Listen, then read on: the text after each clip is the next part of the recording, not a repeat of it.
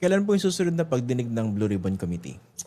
Wala pa, pero meron kaming majority meeting on Monday, majority caucus on Focus. Monday lunch, and we'll find out from Senator Lacson. Siguro next week, baka towards the end of the week, or as soon as we receive the show cause order from the persons involved, Opo. or we find out that ano yan, madali naman mag-schedule yan, basta ang rule lang naman natin 3 days before.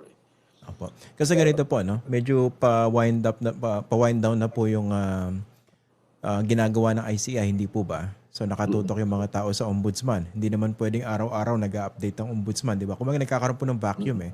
So napakalaki ng responsibilidad na nakaatang din po ngayon sa Blue Ribbon Committee, lalo't nag-resume na po ng pagdinig, hindi po ba? So ano po babalak nyo dun sa yung panukalang batas na sinabi ng Pangulo gawing priority para mag-establish yung talaga may pangil na ICI po? It's on second reading at period of interpellation na yon. So madali na yon. Ang kasunod period of amendments na. If I'm not mistaken, let me check on the list of interpellators. Parang halos tapos na eh. Baka isa, dalawa na lang ang mga interpellators nung Independent People's Commission. So period of amendments, it's a very short bill. Ang period of amendments yan, hindi magtatagal masyado yan. Kahit page by page namin yan, mabilis lang yan. Or kahit hindi namin page by page, mabilis lang yan. So hopefully, we can come up with this very soon. Sana bumilis din doon sa House at mapirmahan kagad ng Pangulo. Yung extension ng EDCOM, ang alam kong kailangan pirmahan ng Pangulo agad tomorrow, which I signed kanina. Ma-forward kagad kay Presidente para mapirmahan niya into a law. Opo. Kaya ako po naitatanong ito kasi alam niya naman siguro po na marami po sa mga kababayan natin yung naiinip at frustrated. Dahil walang nakikita talaga ng mga sobrang lalaking isda. Although naaresto na po si Bong Revilla. Kami din talagang siyempre, alam mo yung problema hindi naman problema, baka magalit sa akin yung mga demokratiko. Yun ang problema sa democracy, di ba? Talagang due process kaya medyo tumatagal ultimo bahay ko at saka mga kamag-anak ko yun ang sinasabi sa akin ang babagal ninyo, ang bagal na. Para pag kami prosecutor. Pero kayo ba nababagaran din kayo?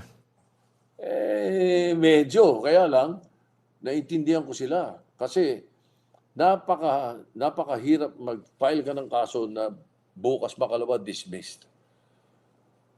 Ayaw na ayaw nila niyan. Kahit sa ibang bansa, yung mga attorney general at dito sa atin, mga prosecutor sa atin, ayaw na ayaw nila magpapile sila ng kaso na alam nila tagilid. Gusto nila airtight. Kung pwede nga, slam dunk. Ganun ang thinking nila Siguro, kaya binibigyan ko ng leeway. Meron naman, gumagalaw naman.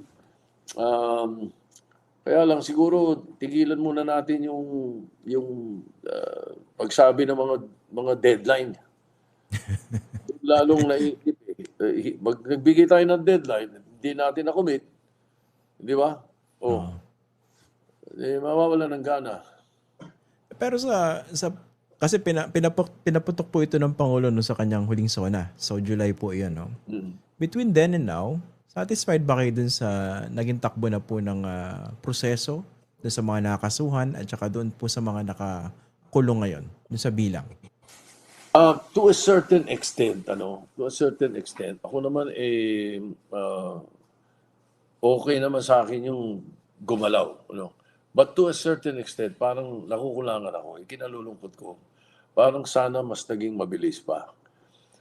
Sana mas marami pang nakita ang mga kababayan natin na matindi ang bilis ng galaw ng gobyerno, parang gano'n. But then again, as I said, okay naman sa akin. Kapag binibigyan ko ng leeway yung problema na dismissed na naman. Diba? Ilang beses nang nangyari ito ng mga nakaraan. Hindi lang sa hindi lang sa issue ng graft and corruption. or plunder sa issue ng illegal drugs. Pag nakita na, I'm planning to deliver a privilege speech next week para ilahad ang takbo ng percentages ng conviction natin on the issue of illegal drugs. Kailangan mahanap natin dito ano ba ang problema. Nung panahon ni President Noy, nasa mga 85% dismissal. Noong panahon ni PRRD, na ini-expect ko, dahil nga gusto ko na rin sana totoo yung sinabi niyang 6 months, bagamat hindi nga, yung prosecution naman, sana inaasahan ko na mas mabilis, di ba? Nasa 80% din eh. Ganun din. Ang dismissal eh. So hinahanap ko ngayon, kinukolek ko ngayon ito in the last 3 years. Kung ano takbo ng mga drug cases eh. At saan ba nagkakaproblema talaga? Di ba? Yan ang nakikita kong iniisip na kinakatakot nitong mga prosecutors natin dito sa flood control eh. At dito sa mga graft and corruption, malversation, plunder eh. Gusto nila slam dunk eh, hanggat maaari. Dahil otherwise, dismiss na naman yan. Opo. Nung inabanggit nyo kanina, may mga bahagi kayo na medyo nakukulangan kayo. Ano po yan? Well, siguro swiftness. Yun nga, yung iniisip din ng mga kababayan natin. We should be, siguro talagang morning, noon, and night natin gawin to. Opo. If we need more people, if we need more lawyers, if we need more investigators, dapat siguro dagdagan natin. Tsaka ang kalaban po rito medyo malalaki, no? Tsaka maraming resources. Pero Oo. actually, sir, kung pag-uusapan natin yung gusto mangyari na marami sa ating mga kababayan, napaka-targeted eh. Gusto nila yung malalaking isda, katulad ng ilang kasama po ninyo sa Senado. Sina Joel Villanueva, Jingo Estrada, Chis Escudero, dapat daw makasuhan. Kayo po ba? Ano po bang tingin niyo ron? Alam ko, ako dapat, kung sino man yung mga pinagbibintangan sa amin, dapat managot or sagutin or sumagot. Dapat ilahad nila kung mali ang bintang sa kanila. Kung hindi naman, on the other side, yung mga nag-iimbestiga, diinan nyo, bilisan ninyo. Para ang taong bayan hindi nabibitin. Ngayon, hindi porke tinatarget natin o gusto natin targetin yung mga malalaking isda, paano yung mga gurami pakakawalan natin? Hindi rin pwede. Kaya nga, kailangan yan lock, stock, and barrel. At para makarating ka sa taas, kailangan madali mo yung sa baba. At yun ang magsisigaw sa taas eh.